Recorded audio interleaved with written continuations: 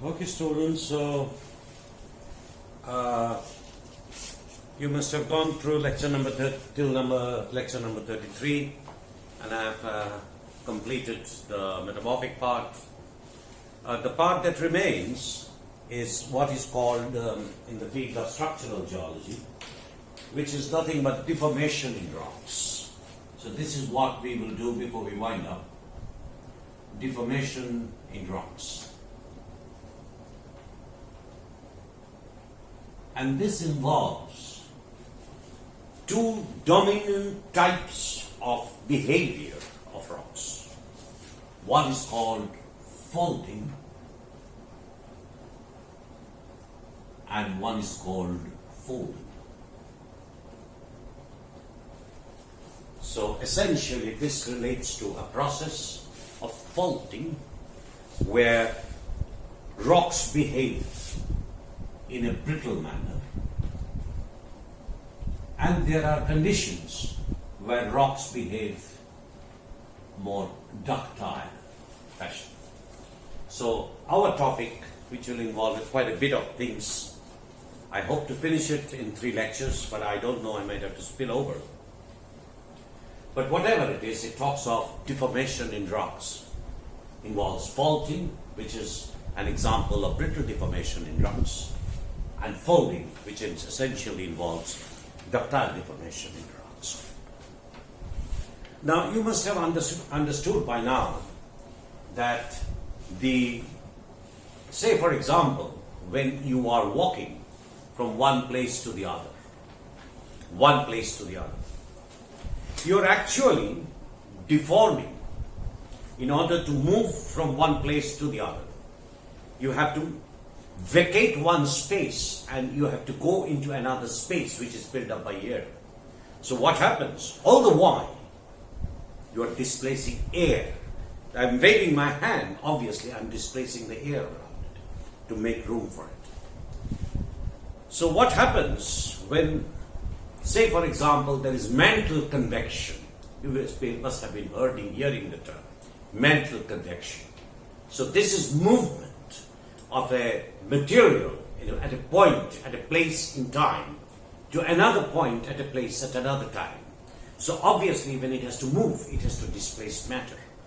And when it displaces matter, it itself gets deformed.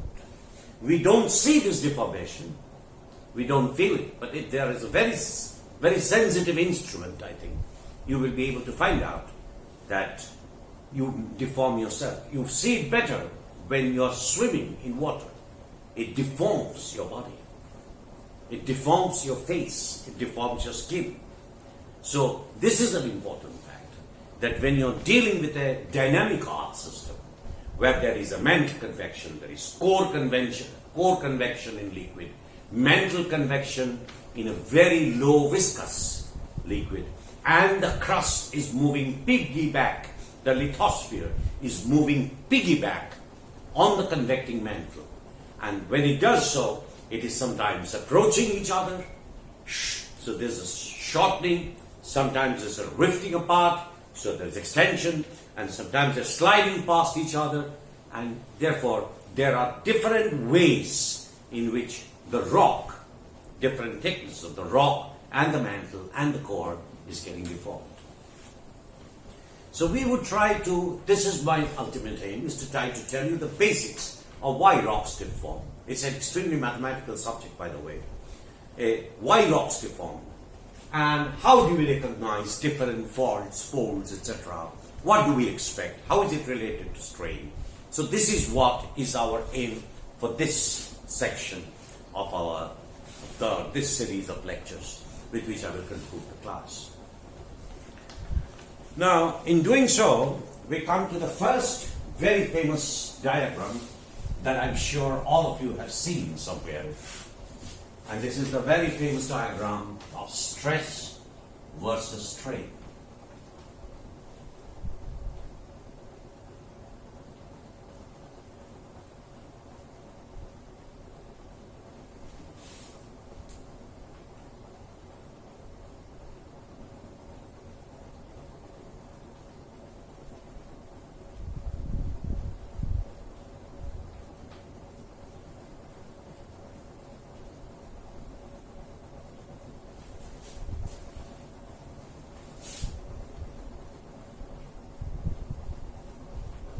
you start at 0, A, B, D, and E.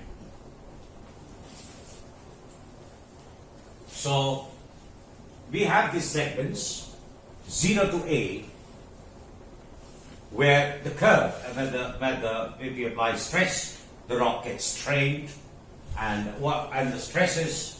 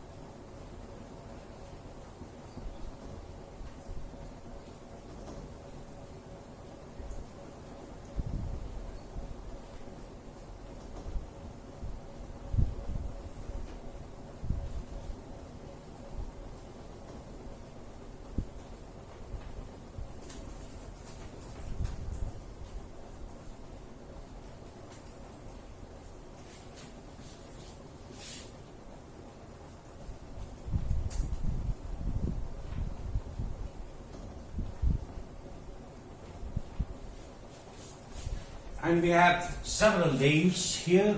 This is called the fracture point.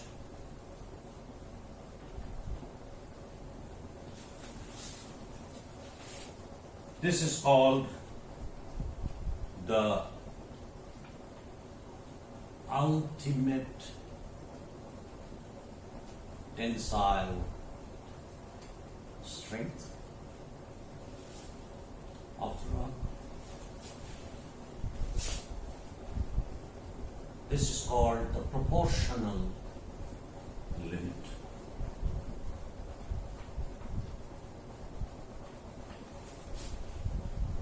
This is called the yield point.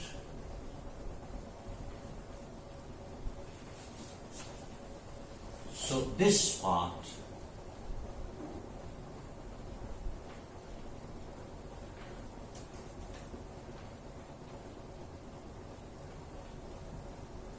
is elastic behavior.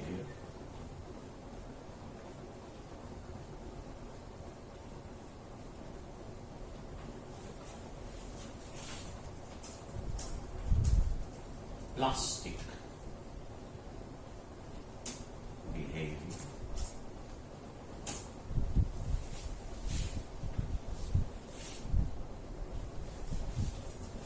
So this is how, if you have a load acting on it, and you all know this, and if you put it on the stress strain diagram, the stress and the strain increases linearly till a point A.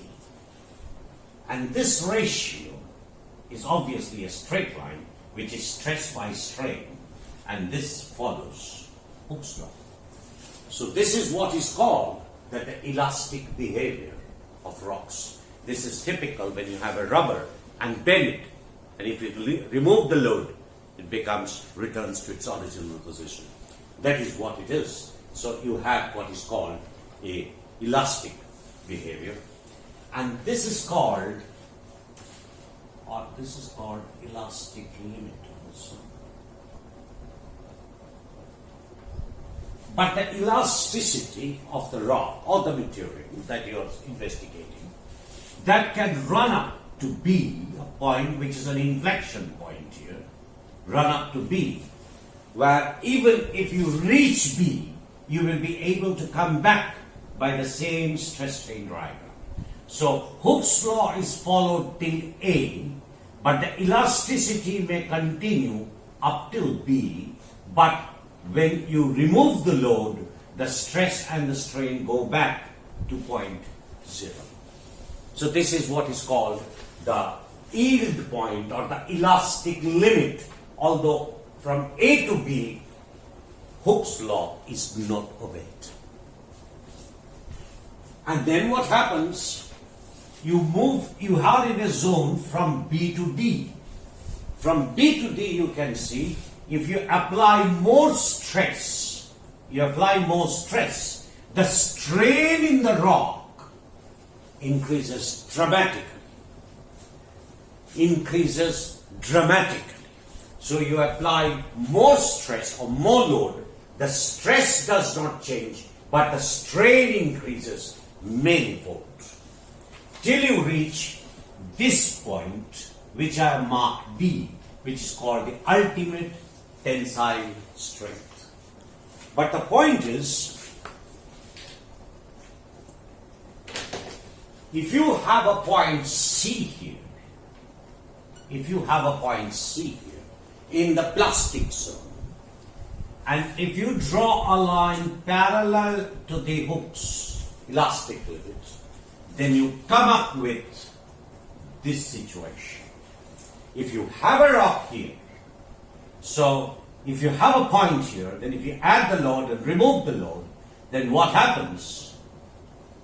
The stress and strain goes back, but only thing you develop, a residual strain remains in the rock, even when the stress is equal to zero. And that is very important. So you don't have the, beyond the elastic limit, any point between B and D, you have a point C, and when you release the load, the stress goes back to zero, but there is a residual strain left in the rock. And this is the origin of plastic behavior in rock. So if you deform a rock, it does not go back to its original configuration. It does not go, even if the stress acting on the rock is zero. And once you reach this point D, you can see as you increase stress, the strain exceeds the tensile strength of the rock, and the rock will, the chances of is the rock will break or yield. And so if it breaks, then this is called the fracture point at the point D, where you develop a fracture at the point. So when D and E are close by, then you also call this a fracture point. But between D and E, you have what is called the ductile zone. So this is the overall situation. So when you are taking two rocks and taking two continental blocks and pressing it down, the rock responds. The rock responds. As you increase the stress, the strain increases, and it increases, and it increases till the yield point is overcome.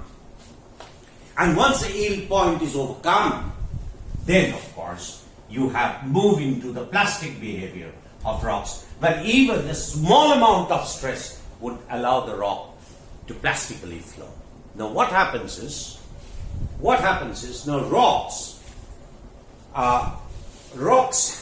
are composed of minerals. Now all the minerals, it's monomineralic rocks are always not seen. Monomineralic rocks are very rare. Most rocks are multi-mineral aggregates. Most rocks are multi-mineral aggregates. So in a rock there are A, B, C, D minerals. Now, each of these minerals have its own characteristics. Say for example, a rock containing quartz and feldspar. For example, I have told you the formula, and quartz and feldspar. Now, quartz starts to behave plastically or ductile behavior plastically at around, say, it depends, it varies, but roughly say 200 degrees centigrade is a wonderful temperature for quartz to flow. The moment it starts to flow, the quartz grain, the rheology of the rock goes down. So what happens? The more strain you apply, the rock starts to behave plastically.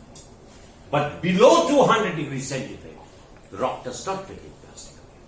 Now see, feldspars, roughly 400 degree to 450 degrees centigrade, you could take 450 degrees centigrade as a better approximation for feldspars. Feldspars starts behaving, yield strength. It drops dramatically at around 450 degrees centigrade. So you see, if you have a rock which is monomineralic in quartz and monomineralic, another rock, monomineralic in feldspar, the quartz bearing rock will yield at a low temperature than the feldspar bearing rock. Have you understood? So, although feldspars might show brittle deformation, quartz will show ductile deformation because a slight amount of stress and it will plastically flow like a toothpaste. Have you understood? Now the crustal rocks are dominated by these two minerals. All crustal rocks are dominated by these two minerals. And feldspar, if you take the whole crust, feldspar is more dominant than quartz. But quartz is the dominant mineral in the upper part of the crust. Feldspar is more dominant in the lower part of the crust. So if you take the upper crust, quartz is dominant. So if you deform and if you have temperatures about 200 degrees centigrade or low, suddenly the yield strength of quartz drops dramatically. And so for that particular shear, it starts to behave in a ductile manner. So the whole rock actually, dominated by quartz, starts to flow. But a feldspar-rich rock, which is the lower part of the crust, that deforms at a temperature which is higher. Now, the fact that whether 200 degrees centigrade or 400 degrees centigrade or 700 degrees centigrade is reached would depend on the geothermal gradient of the area. Similarly, say you know of a mineral called olivine. Now this mineral deforms at a temperature of say 900 degrees centigrade. But olivine is a very rare mineral in the crust. Very rare mineral in the crust. But in the uppermost mantle, just below the mohon, olivine is a dominant mineral. So, if olivine is the dominant mineral, and you reach temperatures of 900 degrees centigrade and deform the upper mantle rock, olivine starts to behave plastically. And so the whole rock becomes extremely weak. So what I'm trying to say is, the deformation, all these diagrams is fine. This is a diagram which shows that, okay, the rock initially with a small amount of stress and strain, it increases in a linear fashion obeying Hooke's law. So up to A possibly where it goes in a straight line, you follow the Hooke's law, but beyond the Hooke's law, elasticity may continue up till what is called the point B, which is called the elastic limit or yield point. From D, if you load the rock, then both the stress and the strain increases, but for a small increase of stress, restoring force by area, for a small increase of stress, strain increases dramatically up till what is called D, which is the ultimate tensile strength. And so once you cross that, then the rock starts either to break or to flow. Either to break, brittle deformation, or to flow, ductile deformation. So this is what is very important to realize. So you can imagine then from this that all the minerals do not have the same behavior. Minerals could change, and different minerals have different stress strain diagrams, and this stress strain diagram depends, the locations of these points depend very strongly on the confining pressure, the temperature, the amount of impurity. All these factors, defect structures, these tremendously alters both the yield point and the ultimate tensile strength of the particular mineral. So if this is so, and from the crust through the mantle, if there are mineralogical variations, then of course you can understand that even for a particular amount of stress, all rocks will not show you the same behavior. They will show you very, very, very, very different behavior. Okay? So that's the first point that I would like to make. Now we come to the second point, which is important, and that is the following.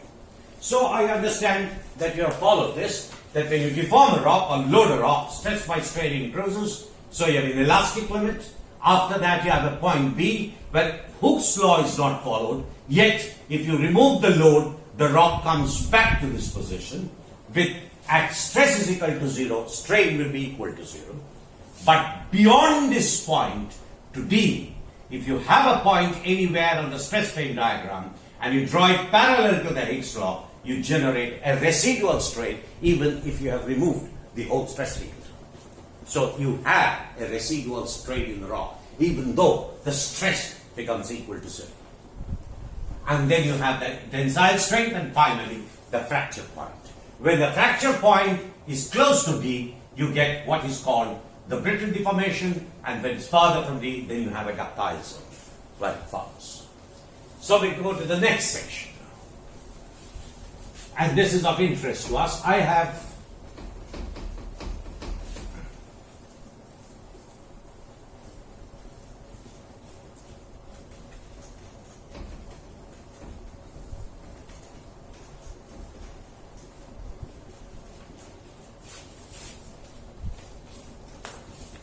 now you see the deformation behavior in rock can change dramatically.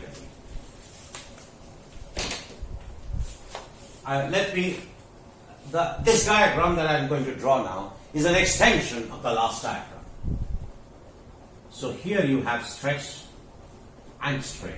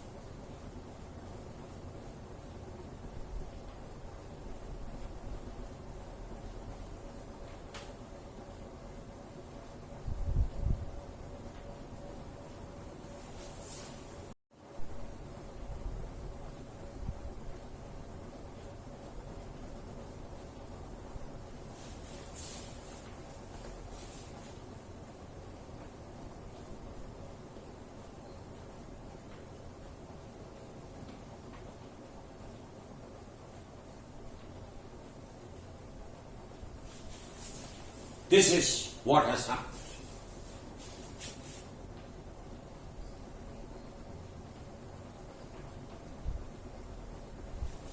This is what has happened. So, you can see on a testing diagram where you have two minerals. One has a low yield strength, like that I told you, say quartz I told you about quartz that has a brittle ductile transition at around 200 degrees centigrade. And feldspars or brittle ductile transition around say 450 degrees centigrade. So if you keep a rock say at around 300 degrees centigrade, so feldspars are rheologically strong. Feldspars are rheologically stronger than quartz grains at temperature of 300 degrees centigrade, which is intermediate between the brittle ductile transition of quartz and the brittle ductile transition of feldspar. Now, if you take a temperature 500 degrees centigrade, which is higher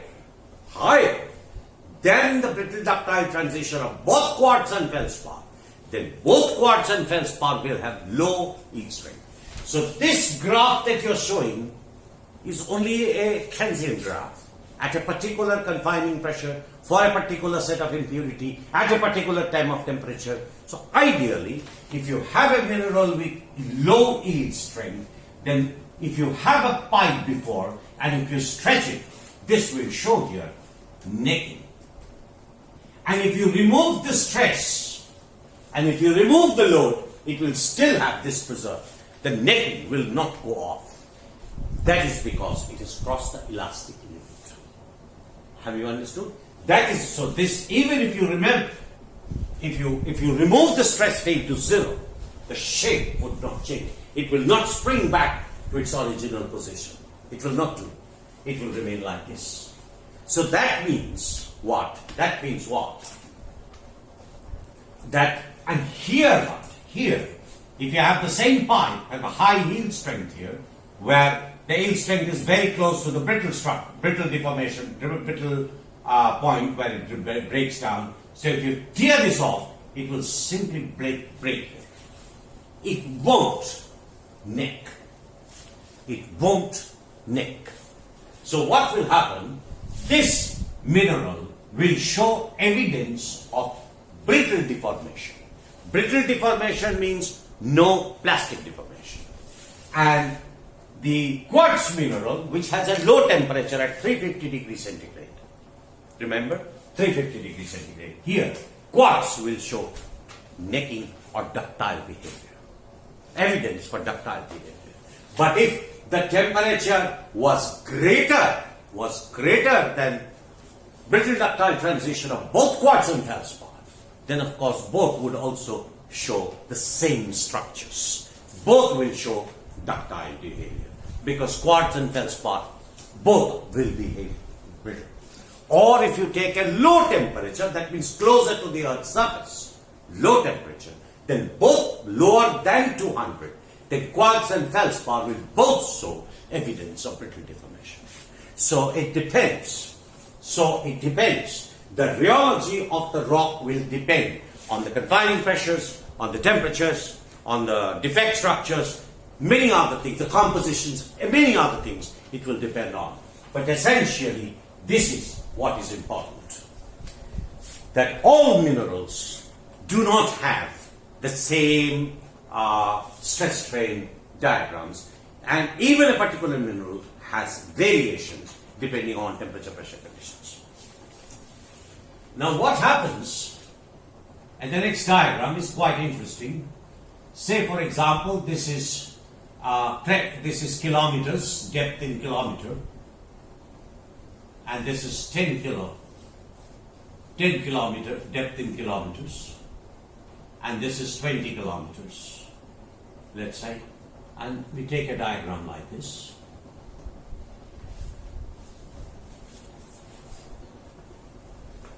Now, this is strength. This is important. This is strength. This is depth and this is strength. Obviously, with depth, the temperature increases. It cannot be shown in the diagram, but the temperature increases. And if you plot the strength, then the diagram is something like this. The diagram becomes something like this. So there is a situation develops where you have this situation. Here, for example, rock strength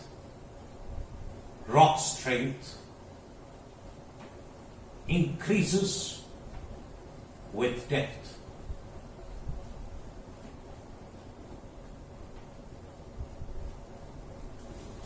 And here, the rock strength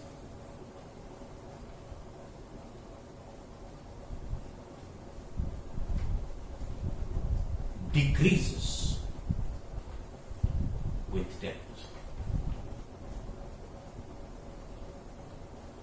This is roughly because of temperature. So what happens if you take the crust of the Earth, see it's 20 kilometers. Normally the crust of the Earth is about 36 kilometers. So we have taken not the lower part of the crust, the upper and the middle part of the crust you have seen. And if you plot the rock strength of the different rocks, they give you a variation diagram like this. Here you can see the rock strength increases with depth. Here the rock strength decreases with depth. Why does the rock strength decreases with depth? Because as you go down temperature, the temperature increases. The temperature increases. So when you increase the temperature, what happens? As I told you, you reach brittle ductile, you reach certain minerals, especially quartz in the upper limb, what I told you. It reaches temperature where quartz strength, where quartz brittle ductile transition temperature changes to as 200 degrees centigrade. When you reach that temperature, then quartz starts to flow. The moment quartz starts to flow, your rock strength weakens. The moment quartz starts to flow, your rock strength weakens. So what happens? The overall rock strength, which goes on increasing, and then decreasing, this temperature is roughly 200 degrees centigrade where you reach at around 10 to 12 kilometer depth. 10 to 12 kilometer depth. What you see here in this part is brittle, elastic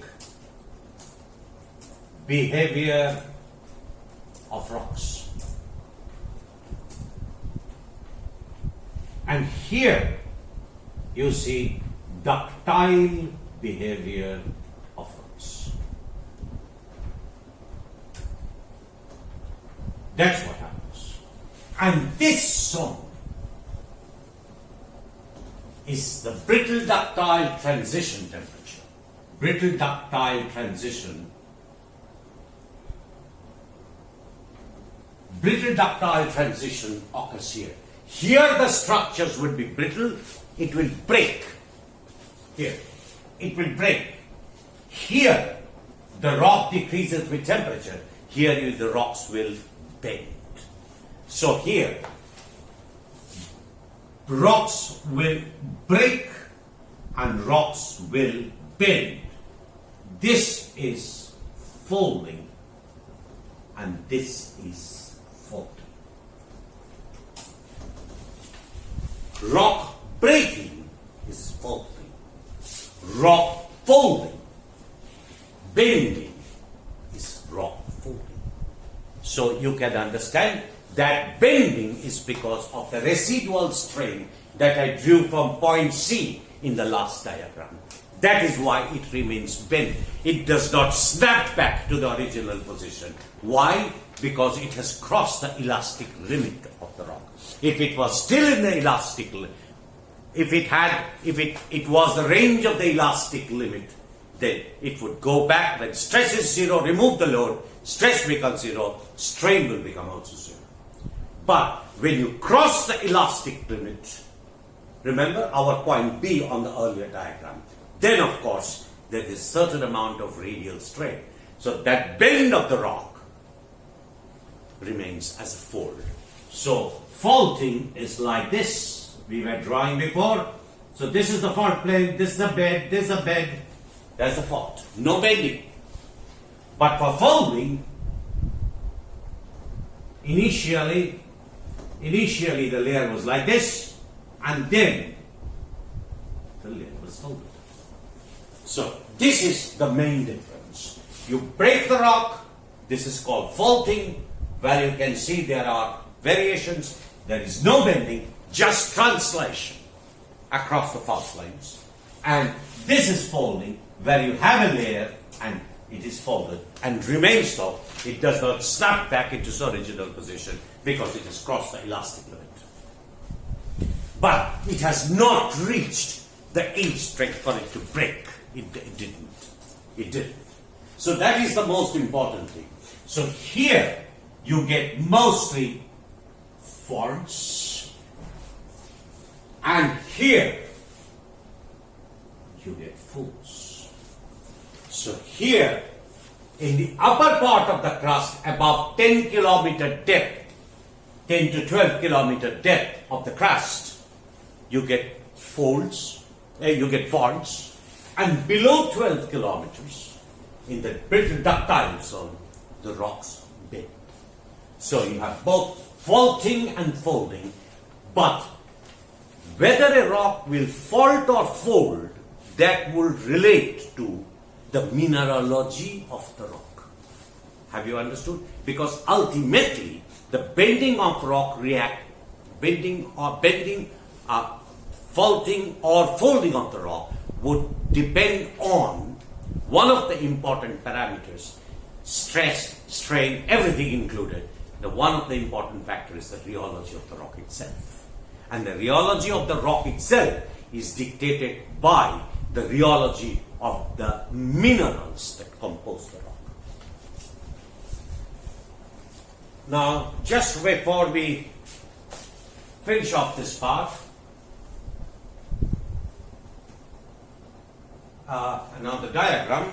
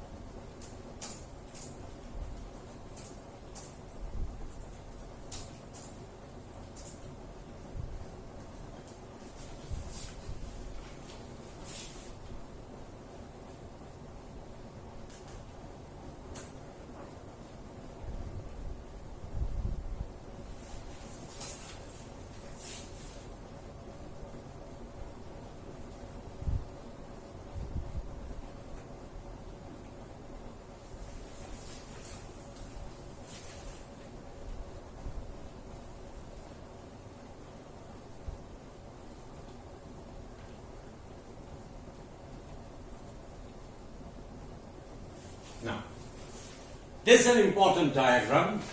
This is part of the crust, and this is the Morovicic discontinuity. Morovicic discontinuity. Now, the crust is dominated. The crust is dominated by quartz, the upper crust, and the lower crust by feldspar. And the mantle, the upper mantle, is dominated by olivine, orthopyroxene, and clinopyroxene. These are the minerals that dominate the ultramafic mantle. Right? Now, I have drawn this diagram here. So, this is the diagram of the crust. This depth is roughly 10 kilometers. So you can see, continuing from the last diagram, up to 10 kilometers you get brittle to elastic behavior of rocks. Below 10 and continuing to 36 kilometers till the top of the mohole. What you do is, you get what is called ductile deformation, so you get folds. So here you get folds, and here you get folds. But at the same time here, which is dominated by the mineral olivine, now olivine brittle ductile deformation occurs at around 900 degrees centigrade at the confining pressure of the mantle. At the confining pressure of the mantle, the brittle ductile transition temperature for olivine, which is one of the dominant minerals, is about 900 degrees centigrade. So at this temperature, this behaves as a brittle rock. This behaves as brittle. What is behaving as brittle? The upper part of the mantle is behaving in a brittle manner, whereas the lower part, below, what is this? This is the brittle ductile transition of olivines and pyroxenes. So they occur in this range. And above this, the mantle is brittle. Below this, the mantle is ductile. So then, this part, if you look, this is what it is called, the brittle ductile transition of olivine. That means this part of the mantle is brittle. So this is a rheologically strong material, and this is called the lithosphere. Where below this lithosphere you have the asthenosphere. So the brittle, what is a lithosphere? A lithosphere is a part of the crust, is the crust itself, and the mantle which behaves in a brittle manner. So that is what is called the lithosphere. So here it is, this is the lithosphere. But this brittle ductile transition is not because of quartz. The brittle ductile transition is because olivine and orthoperoxide. This brittle ductile transition of the crust is because of quartz.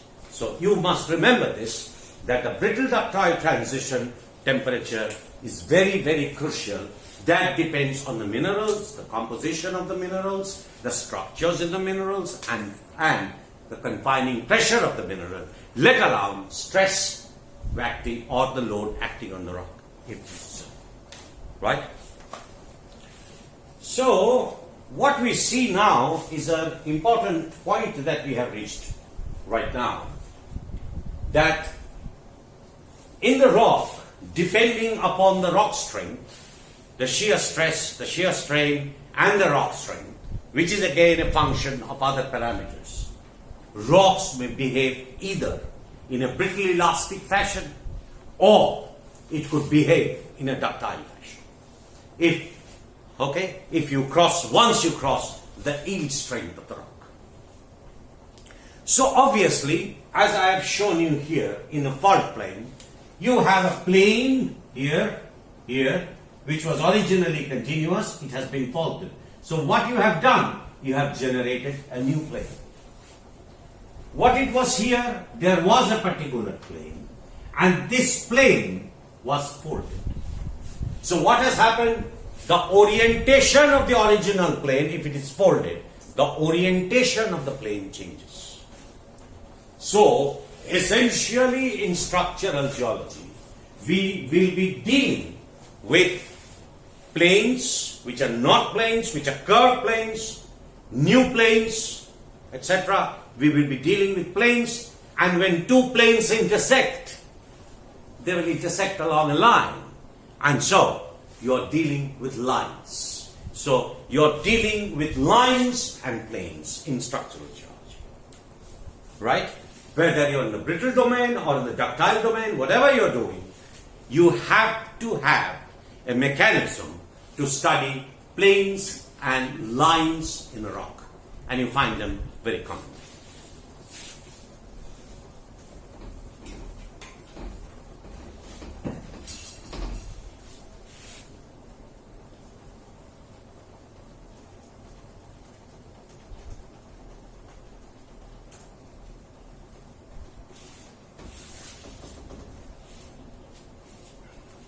Now, so we talk of two things. One is called a plane and one is called a line. Now we have to study this. Planes are characterized by two terms and we need to know this. Dip and strike. This is very important. Planes are given by dip and strike. And lines have given by plunge amount, plunge which involve direction and magnitude, and the other term that it is called is pitch.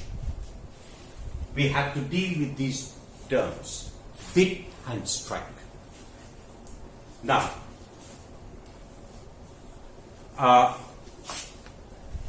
first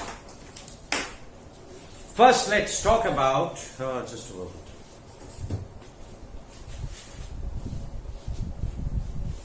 Okay, we take this. Sure. Can you see me? Okay. So. Okay. So, let's say this is a plane. Okay? So, if I can imagine a horizontal plane. So, if I can imagine a horizontal plane, Then the horizontal plane cuts this plane and they will form a line. Yes or no? Now, they will form a line, the horizontal plane, when it intersects the plane that I am holding. This line would be on the horizontal plane, of course, also on the inclined plane, but definitely on the horizontal plane. Now, in the horizontal plane, you can divide it into north, east, south and west. Or you can write 0 degree, this is 90 degree north, this is 180 degree north, this is 270 degree north, and you can repeat this as 360 degree north, moving clockwise always. Have you understood? So now, a horizontal surface we can conceive where of course you have north, south, east, west, but we go clockwise and north is 0 degree north, and if we say east then we can say 90 degree north, and if we go south we can say 180 degree north, and we can go west, it's 270 degree north, and back to north, which is 360 degree north. It's the same as so. Now, let's say you are sitting to mine in the north. You are sitting north of me, right? North of me. So now if I take a plane like this, right? So this is north, this is north. So this one on your right hand side is east, right? I'm in the south and this on the west. So this side is north 90 degree and this side is north 270 degree, right? So the strike is east west, or strike is 90 degree north 270 degree north. Remember, it's a scalar quantity. Have you understood? You're sitting in the north, right? If you change it, say I'm in the north. If all of you are confused, I'm in the north. Then you can see this is east. You are in the south, and this is west. So the strike line of the horizontal plane with the plane that I am holding, that it intersects the line. One end of the line is to the east, and this end of the line is to the west. So this end of the line is 90 degree north, and this end of the line is 270 degree north. And this is called west. Have you understood? This is what is called the strike line. So what is a strike line? Essentially, it is the azimuth of a line, azimuth of a plane, or azimuth of a line formed by the intersection of a plane with the horizon. And this line, which is done by the intersection of the horizontal plane with the plane that I am holding, that is a line on the plane. I can draw the line on the plane. If I hold, you have this, when the person who does the woodwork, he comes in with this, what is it called, that lamp where you have two bubbles? Level. Spirit level. Yeah. Spirit level, or whatever it is. If you put the spirit level, and you can put a book on that, you can find out the horizontal plane. So something that defines the horizontal plane. So I can trace the horizontal plane on this plane. And this end will be east, north 90 degree, and this plane will be west, 270 degree north. I am at your north, right? Now let's say I turn this here. I am still north. Now what happens? There is a horizontal plane which will intersect this plane along a line. So this is the strike line where the horizontal plane intersects, is the trace of a line on which the plane is intersected by a horizontal plane. Now, if I do this and I'm in the north, then this end is northeast and southeast, and this plane is northwest. This point is northwest, and this plane is southeast. So you can see here, if I draw a line, then this is southeast and this is northwest. So this is 135 degree north, and this one is 180 plus this. That means 315 degree north. So here, this line, this is northeast and this is 45 degree north. And here, this is southwest and this is 45 plus 180, that is 225 degree north. Right? Okay? So what we can do is, what is the strike? Strike is the trace of a line of a plane with the horizon. That's it. Strike is the trace of a line of intersection of a plane with the horizon. You could say there are many horizontal planes. Yes, there will be many traces, but all of them will have the same orientation. Same azimuthal orientation. Have you understood? So we have understood what is strike. Now what is dip? Now this is slightly more difficult to find out. I will stand here. I hope you can see it. I will stand here. And this is north, right? This is north. I'm looking north. Right? I'm looking north. This is north, right in front of me. This is north. And so the strike of my bed at the moment, the plane, is east. If this is north, this is east. This is west. Yes or no? This is east. This is west. This is 90 degree north. This is 270 degree north. Where north? This is west. North is on this side. Now, I'm holding the plane now vertical. Vertical means what? What is vertical? An angle has to be measured on a plane, on a plane. So, that is what I am imagining, a plane which is perpendicular to the strike. Have you understood? I am imagining a plane which is perpendicular to the strike line. There will be only one plane. One plane means one orientation of the plane. Strike is a line.